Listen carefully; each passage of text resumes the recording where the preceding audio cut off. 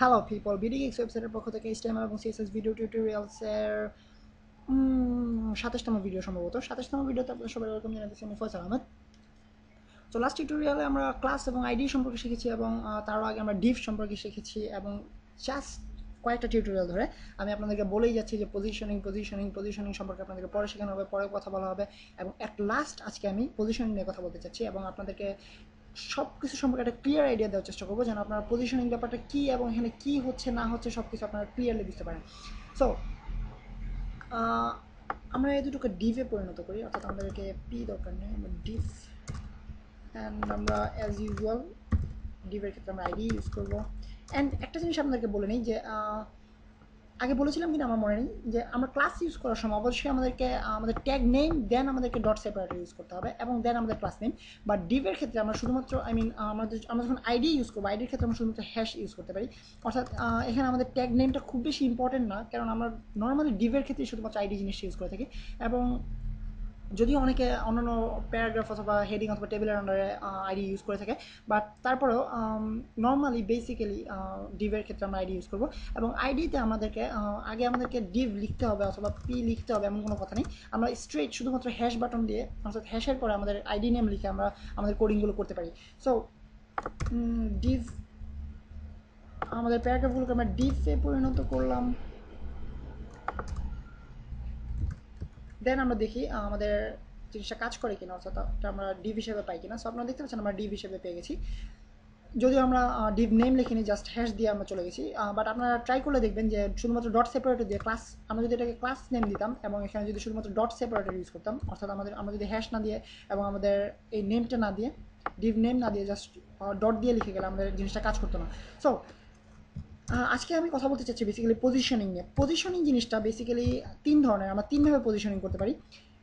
একটা হচ্ছে absolute positioning, একটা হচ্ছে রিলেটিভ পজিশনিং, একটা হচ্ছে ফিক্সড পজিশনিং। সো আমরা একটা ক্রাইটেরিয়া ইউজ, একটা প্রপার্টি অথবা ক্রাইটেরিয়া যেটা বলেন প্রপার্টি ইউজ করেছিলাম, যেটা হচ্ছে পজিশনিং। সো পজিশনিংটা লিখতে হয় পজিশনিং নয়, অর্থাৎ পজিশনিং নয়, জাস্ট পজিশন। ডিবেট টিউটোরিয়ালটাতে আপনাদেরকে দেখানো হয়েছে। সো পজিশন দেন আমরা নর্মালি ইউজ করেছিলাম অ্যাবসলিউট। সো আজকে আমরা বেসিক্যালি অ্যাবসলিউট নিয়ে কথা বলবো, অর্থাৎ অ্যাবসলিউট পজিশনিং নিয়ে কথা বলবো।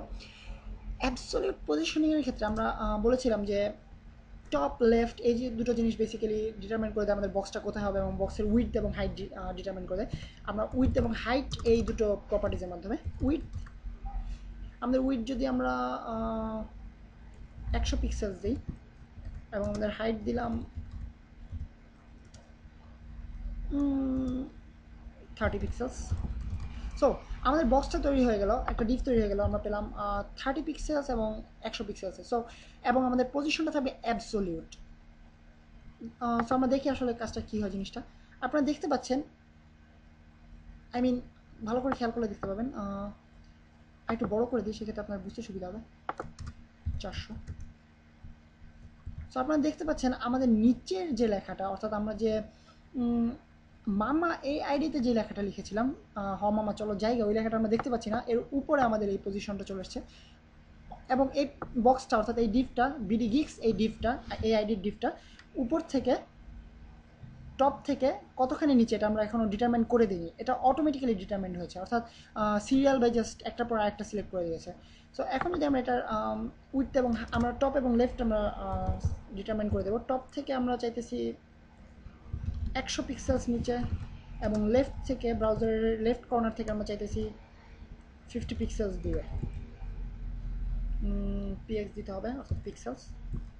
সো আমরা যদি রিলোড করি আপনারা দেখতে পাবেন উপর থেকে এই টপ লেফট কর্নারটা থেকে, এই কর্নারটা থেকে 100 পিক্সেলস নিচে 50 পিক্সেলস দূরে আমাদের ডিপটা তৈরি হয়েছে, যেটার বর্ডার আমরা ব্লু, যেটার ব্যাকগ্রাউন্ড আমরা ব্লু দিয়েছি এবং বর্ডার দিয়েছি আমরা অরেঞ্জ কালার। সো বেসিক্যালি এটা হচ্ছে আমাদের ডিপ। এখন আমরা যদি এই ডিপটাকে, অর্থাৎ আমরা অ্যাবসলিউট পজিশনের মাধ্যমে ডিপটার পজিশন ফিক্সড করে দিলাম। সো এখন যদি আমরা পেছনের ডিপটাকে, অর্থাৎ যেটা আমরা এখন পেছনে দেখতে পাচ্ছি আপাতত, সো এটাকে যদি আমি স্টাইলিং করি, অর্থাৎ মাম্মা ডিপ যেটা, সেটা হচ্ছে আমি শুনতে একটু ফানি লাগতেছে মাম্মা ডিপ। এনিওয়েজ পজিশন আমরা অ্যাবসলিউট সম্পর্কে কথা বলতেছি আজকে। সো অ্যাবসলিউট দেন উইথ, এটাও 400 পিক্সেলস হাইট 50 পিক্সেলস। দেন আমরা টপ এবং লেফট ডিটারমিন করে দেবো। টপ থেকে আমরা চাইতেছি 110 পিক্সেলস এবং লেফট থেকে 60 পিক্সেলস দেওয়া যাক। সো এখন যদি রিলোড করি আপনারা একটা প্রবলেম দেখতে পাবেন। সো আপনারা দেখতে পাচ্ছেন আমার এই বক্সটা পেছনের বক্সটাকে ঢেকে দিয়েছে, অর্থাৎ এই ডিফটা মাম্মার ডিফটা আমাদের বিডি গিগস ডিফটাকে ঢেকে দিয়েছে, কারণ আমরা এটার অ্যাবসলিউট পজিশন দিয়ে দিয়েছি যে এটা উপর থেকে 110 পিক্সেলস নিচে এবং লেফট থেকে 60 পিক্সেলস দূরে হবে। বাট এখানে আমি 60 পিক্সেল পাইনি কারণ আমি পিএক্স দিইনি, সরি।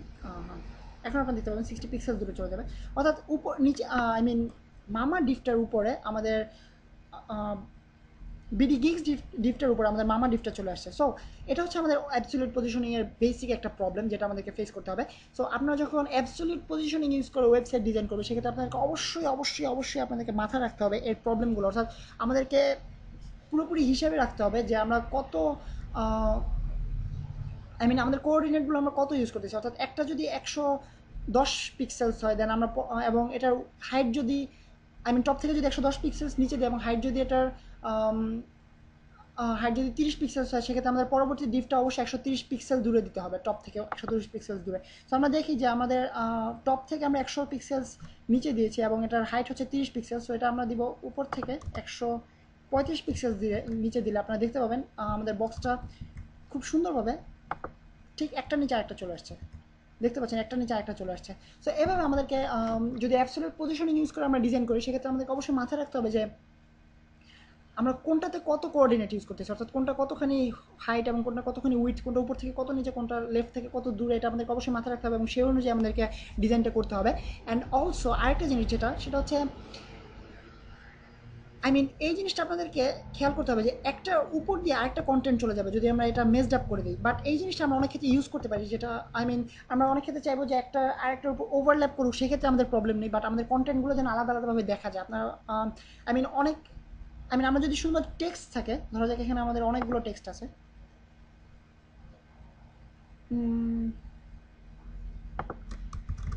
10 পিক্সেলস এবং এখানে যদি অনেকগুলো টেক্সট থাকে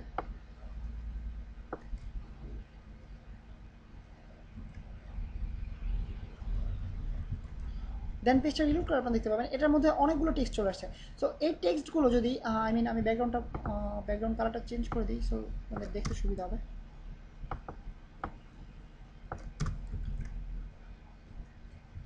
এখন আমরা খেয়াল করুন যে টেক্সট একটার উপর একটা চলে আসছে এবং আমরা পড়তে পারতেছি না কোন টেক্সটটা কি।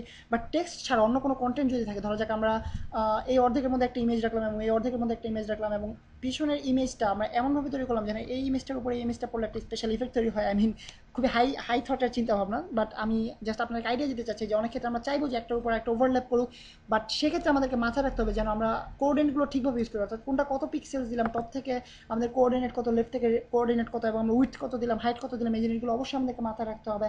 এবং অ্যাবসলিউট পজিশনিংয়ের ক্ষেত্রে আমাদেরকে আই মিন আমরা শুধুমাত্র অ্যাবসলিউট পজিশনিং ইউজ করে যে আমরা ওয়েবসাইট তৈরি করবো তা নয়, আমরা বিভিন্ন ধরনের আই মিন 3টা টাইপ অফ পজিশনিং আছে আপনাদেরকে আগে বলা হয়েছে। বাট সো আমরা 3টাই একই সাথে ইউজ করবো, এটা এমন নয় যে আমাদেরকে শুধুমাত্র একটা, আমরা যখন অ্যাবসলিউট ইউজ করবো সেক্ষেত্রে আমাদের শুধুমাত্র অ্যাবসলিউট পজিশনিং ইউজ করতে হবে।